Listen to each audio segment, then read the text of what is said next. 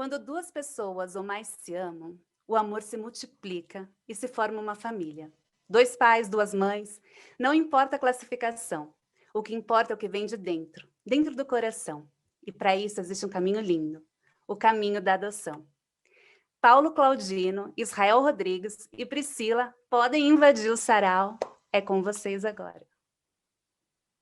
Obrigada, Ana.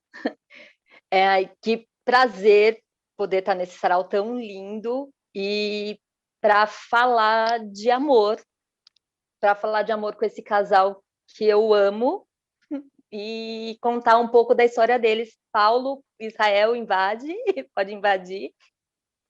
Vocês estão aí, meus amores? Tudo bem? Ai, que saudade, tudo bem? Que saudade. Conta pra gente, por favor, como que vocês se conheceram. Começa a contar a história de vocês, para todo mundo conhecer um pouquinho de vocês. Nós nos conhecemos... Fala quem é você, que é Paulo Israel. Mas quem que eu o sou o Paulo. Né? Eu sou... Eu sei, né? E essa é a risada do Paulo. Que saudade dessa risada. Essa é a risada, o terceiro elemento na relação.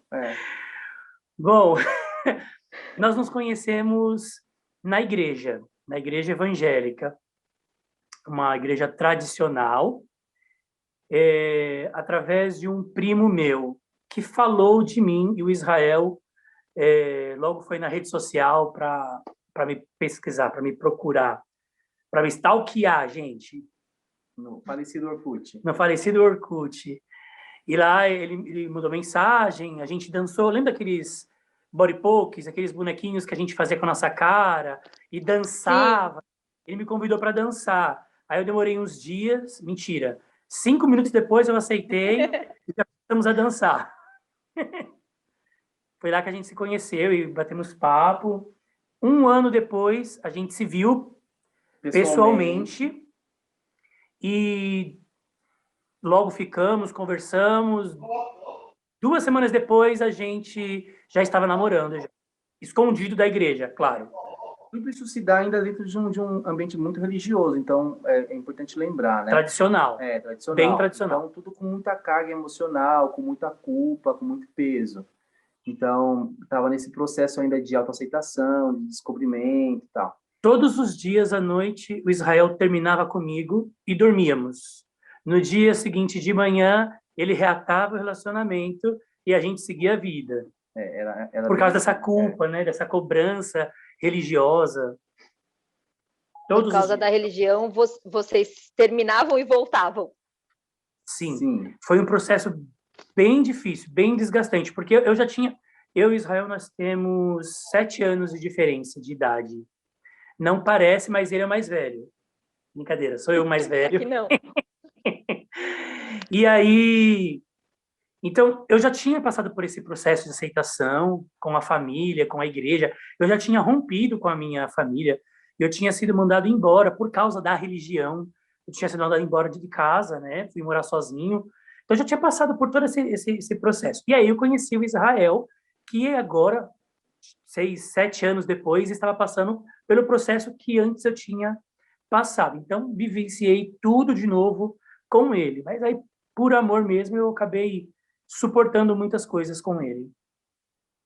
E me conta, vocês casaram, e vocês casaram no religioso, mesmo com toda essa coisa que vocês estão contando de afastamento por conta da religião, vocês resolveram casar com uma cerimônia religiosa. Como que foi isso para vocês? Como é que vocês decidiram fazer essa cerimônia?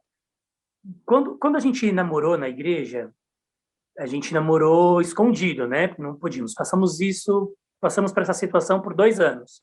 E aí, para quem conhece esse ambiente religioso, sabe que quando uma história dessa vem à tona, é muito traumatizante para a família inteira. Então, nós somos expostos para muitas igrejas, muitas pessoas, e para tentarem abafar o caso, a orientação pastoral daquela época para nós era tentarmos namorar com mulheres, porque a igreja já não viria com os olhos tão tortos, né? E aí, então, abafariam o caso. Só que eu não consegui. Gente, quem me conhece sabe que eu não ia conseguir jamais. A fachada não demorou nem 3 meses. E o Israel já conseguiu levar um pouco mais isso, porque a família dele já tinha uma proximidade com a igreja muito maior do que a minha. E aí ficamos afastados um ano. Né? O nosso relacionamento ficou rompido por um ano. E aí, em janeiro de 2015, ele me ligou. Conta aí você. Aí quando cai a ficha, né? Depois que você fica muito tempo afastado, cai aquela ficha, poxa, é isso mesmo, não tem para onde correr, esse sou eu. Foi uma ajuda de psicólogo. Eu tenho um grande amigo que é psicólogo, ele fez esse caminho comigo de descoberta, foi bem legal, interessante, também é cristão, e aí eu consegui conciliar isso na cabeça, né? Ser cristão e gay na mesma frase, então deu para conjugar tudo isso daí. Foi quando eu liguei para ele, expus essa minha mudança, essa minha decisão. Aí nós decidimos, então, procurar um local só para a gente, pelo menos, frequentar, porque essa veia religiosa em nós é muito forte. Nós crescemos nesse ambiente, então faz parte da nossa identidade, né? E aí foi quando nós encontramos uma igreja inclusiva, que tem uma leitura contextualizada, uma leitura contemporânea das passagens bíblicas, né? Não é uma leitura fundamentalista, tradicional, tem uma leitura muito, muito bonita da Bíblia, do que realmente é o Evangelho. E aí nós nos encontramos lá e reconstruímos essa nossa relação lá, dentro desses padrões, né, novos. E aí foi quando a gente decidiu falar, a gente já está um tempo junto, vamos juntar? Vamos juntar, vamos casar no religioso? Não tem como, tá? Conversa vai, conversa vem. Então a gente ficou decidido que só ia casar no civil e fazer um almoço com amigos. Só que aí, quando o pessoal da igreja descobriu, falaram, não, peraí, não dá, vocês têm que fazer alguma coisa, né? Vocês gostam disso. Então, eles se reuniram e eu pude ver de verdade o que é o amor de Deus é nisso, sabe? Eu vejo Cristo nas pessoas. Cristo, para mim, não é um espírito, uma coisa que a gente intangível. Para mim, Cristo a gente viu nas pessoas, a expressão sabe? do amor nas pessoas. Exato, eu vi Cristo ali. Porque um vem, não, e a gente estava bem ruim, assim, financeiramente na época. E aí um se juntou dali, outro se juntou de lá, um deu a decoração, sem eu pedir nada, assim, eu fiquei constrangido em amor. E aí a gente começou a ver que, poxa, que isso é família. Nós nos redescobrimos aí, e aí mergulhamos de cabeça, né, nessa vida. E aí foi quando nós fomos para Fortaleza, para cuidar de uma igreja lá, uma das filiais dessa igreja, lá em Fortaleza. E aí foi quando foi o próximo passo, né? Eu acho que você não está perguntando. O amor multiplicou, o amor multiplicou e vocês adotaram uma criança. Vocês sempre tiveram essa vontade ou surgiu quando vocês conheceram ele? Como é que foi isso? Nós sempre tivemos esse desejo, essa vontade de sermos pais. Eu já tinha esse desejo desde os meus 16 anos de idade. A minha história, né, de vida, as minhas experiências paternas me levaram a esse desejo de querer fazer diferente, de querer ser, talvez, aquilo que eu quisesse ter tido. Então, eu sempre tive esse desejo. E quando eu falo isso, não é que eu estou falando mal do meu pai, é pela minha experiência, é pela minha vida mesmo, né? Então, a psicologia explica, Freud explica. E aí, eu sempre tive esse desejo. Gente, por muito tempo sonhava com criança, sendo pai, levando no parque, cuidando, ensinando. E o Israel é a mesma coisa, né? A mesma coisa. Antes mesmo de eu me entender como gay, eu já pensava assim, nas minhas idealizações de família, se fosse com mulher e aquela coisa toda, eu já imaginava que eu teria filhos que fossem gerados pelo meio da adoção.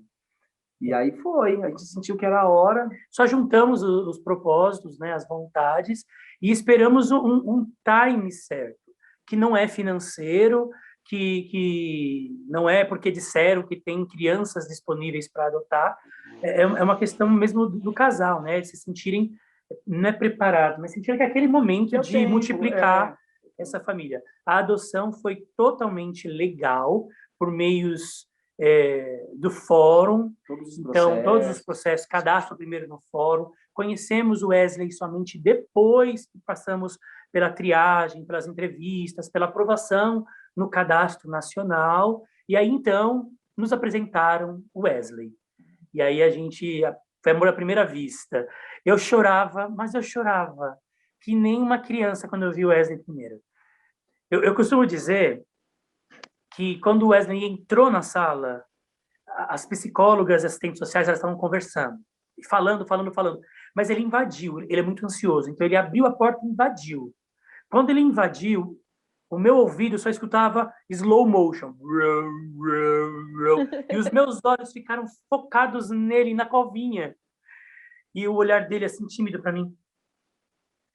E eu comecei a chorar copiosamente, porque eu já sabia ali que eu seria pai do Wesley. Olha que interessante, que coisa gostosa, né? Pois é alma, né? É o amor à primeira amor vista. De alma. É. E ele já está com vocês há um tempo e vocês têm algum medo para o crescimento deles? Porque vocês são 2 pais e a nossa sociedade é como é. Vocês têm algum medo em relação ao crescimento dele com relação a isso ou qualquer outra coisa, assim? Assim, a gente tem alguns anseios. Acho que não chega a ser tanto medo, porque ele é um garoto incrível, assim, ele é muito resolvido. Eu não sei se é por conta da idade também, porque 9 anos, às vezes não tem uma noção total de tudo que aconteceu na vida dele, do formato e tal. Mas, de cara, assim, ele foi muito tranquilo. Quando ele olhou para... Primeiro a gente chega com um papo de que, são os padrinhos, vão vir te visitar, são 2 tios e tal. Então, quando ele descobriu isso, ele assimilou bem, né? Os psicólogos da Casa de Acolhimento, eles trabalham com a criança para deixá-las confortáveis. E a gente só passa a visitar essa criança, a conhecer, se eles se demonstrarem ok por serem 2 pais. Então, eu não tive medo dele me rejeitar, porque eu sou casado com o Israel. Né? Então foi muito tranquilo. Foi bem ele tranquilo. Perguntou, mas vocês são casados mesmo? Somos. Aí mostramos as fotos do casamento para ele. Ele olhou, nossa, que legal. E aí ele pediu para ver as alianças. Depois quando ele começou a visitar em casa, ele quis ver nossa cama. Vocês dormem junto nessa mesma cama? E quem peida mais? E quem ronca mais? Que lindo. Criança é muito fofo. A preocupação dele é essa. A preocupação dele é essa. Tipo, quem que é mais... Qual que é a confusão, né? Era bonitinho também ver, quando ele ia ver com os amiguinhos na casa de acolhimento, vem cá conhecer meus pais, eles são casados de verdade. Olha a mão dele, olha a mão dele. É assim que eles apresentavam. Muito resolvido. E aí, quando foi para dentro de casa, tem todo aquele papo. E aí que eu falo, representatividade é muito importante. Quando a gente começa a olhar outros formatos de família na mídia, tem gente que fala que isso é besteira, mas não, é extremamente importante. Porque aí quando aparece um desenho que é uma menina com a vovó, a gente fala, tá vendo? É a filha, né, e a vovó. Não tem a mamãe, não tem o papai, e eles são família, e eles se amam, e tá tudo bem. Então, ele entendeu. Ele falou assim, pai, mas eu tenho 2 pais. Eu falei assim, então, dê graças a Deus por isso, porque tem gente que não tem nenhum. Né? Você tem, é verdade. Então, a gente foi construindo desse jeito, sabe? De ser grato pelo que a vida vai proporcionando. Então, hoje, ele é muito tranquilo com relação a isso. A gente brinca, a gente fala assim, seu filho da mãe. Aí dá risada e fala, eu não tenho mãe, para de ser burro. Então, pode falar. Não é medo mesmo, assim, não é nem do que ele possa sofrer no mundo, mas o meu medo é dele criar muita expectativa de causar mudança, sabe, de querer causar mudanças nos outros, porque ele é um menino que onde ele vai, ele promove muita mudança, sem ele perceber. Ele é muito desconstruído, né? Ele leva as coisas com naturalidade, assim. A gente não tem dificuldade nesse assunto de ter 2 pais, sermos casados. Dele não tem vergonha de falar para os amiguinhos, não, eu tenho 2 pais. Não tem nenhuma vergonha. Então a gente não tem dificuldade com isso. Eu acho que realmente é essa questão. E fora que, assim, ele já percebe quando algum lugar não está preparado para nos receber como formato de família. Por exemplo, a escola municipal. A escola municipal tem os seus entraves, né? Desde cadastro até relacionamento de pessoas.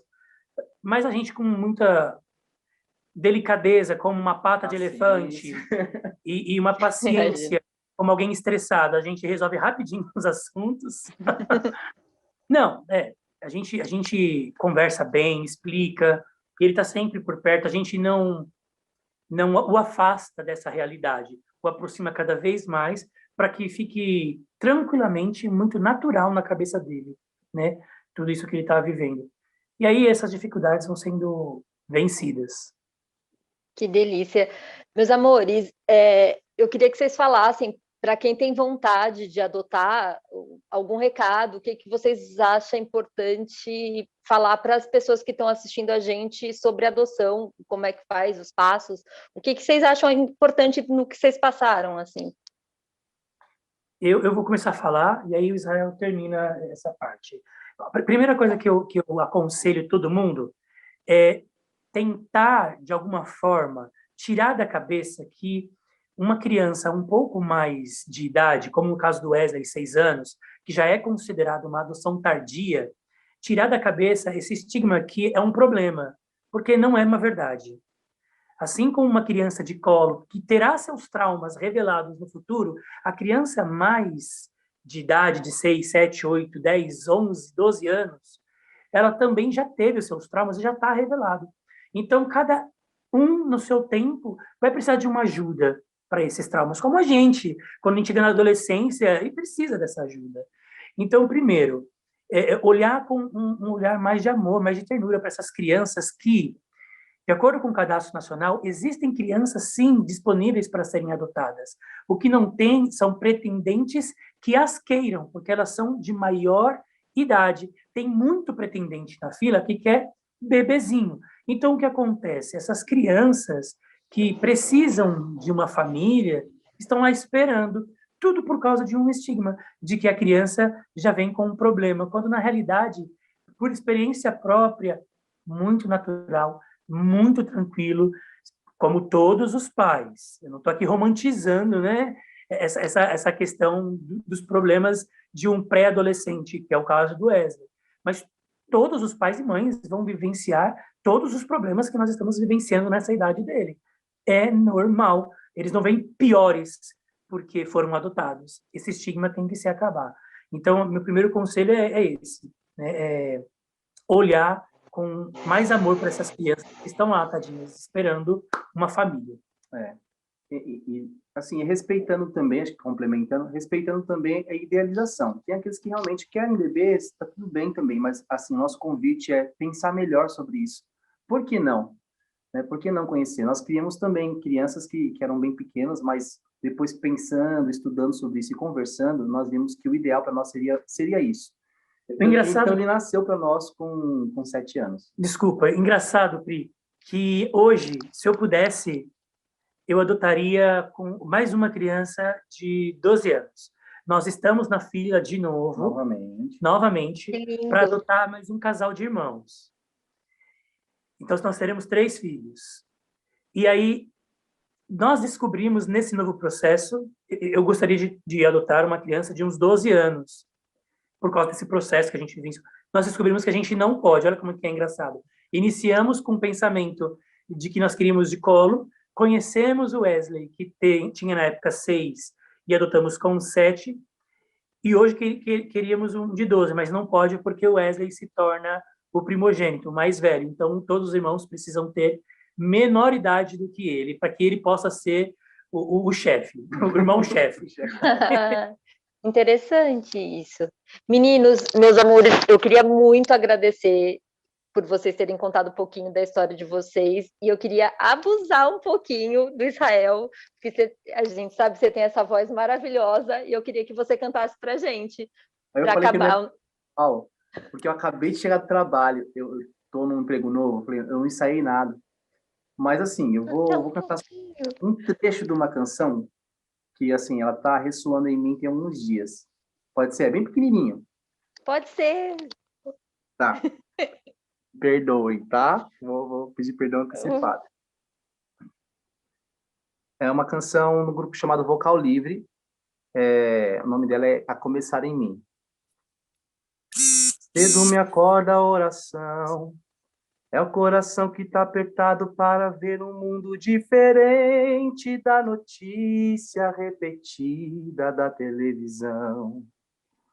Eu me pergunto onde é que foi Alguém me explica, por favor, onde é que foi que nós desaprendemos a viver em união? Quero ver mudar, mas se eu aqui só esperar, eu sou um deles, sou só um deles. Minha oração só é real transformação se começar em mim. Haja mais amor a começar em mim. Amor que eu tanto quero ver a começar em mim. A começar em mim. Quem me perceber, que antes possa me reconhecer, me descrever em teu amor. E é isso. Obrigada, meninos. Um beijo. Pelo convite. Fiquei honrado. Muito obrigado mesmo. Beijo, gente. Segue.